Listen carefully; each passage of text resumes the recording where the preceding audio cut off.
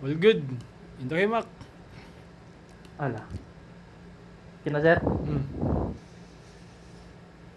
Hi guys, ako day si Mac. Thursday learning na pud karon. Tapos ako ang speaker.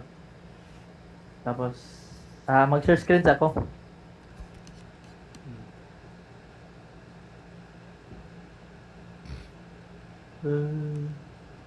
Pag-in ay.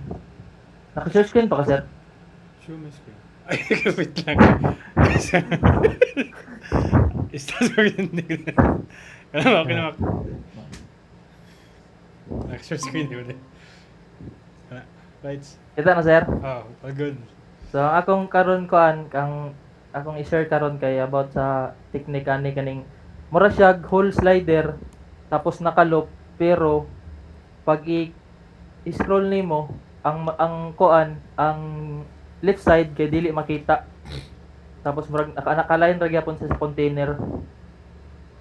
Mura lang siya kuan ba murag whole screen.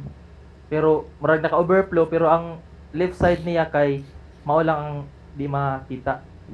So ang gibuhat nako ana kay ang slider dire gi-set up sa nako na dapat naka-loop siya, naka-infinite. Infinite siya kani dapat naka-on. Tapos nag-add ko custom CSS dapat ang swiper naka-overflow visible. Tapos ang kuan ni importante kay kaning click path. So katong tudlo sa na Sir Alvin sa una katong kaning inset kay mo ni siya top right bottom left gyapon. So gi 0 lang nako ni siya para fit ra gyapon dili siya mo bali mo dugang og inset. Tapos kani negative 100% nako ning right side para mo abante siya diri. Ibali ang itsura ni niya naka-rectangle na nakana. Imbis na diri lang di iya is wag dito kay naka-negative 100%. Bali width niya idugang niya diri sa right side. So pag ako ni i-save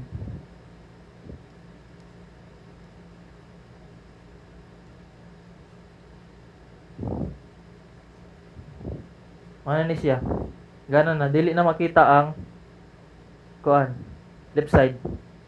Mag naka-overflow lang siya pero ang left side lang ang di makita.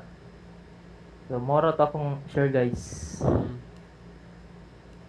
Gamit niya sa mga design na inani katong mga kuan Mga kuan.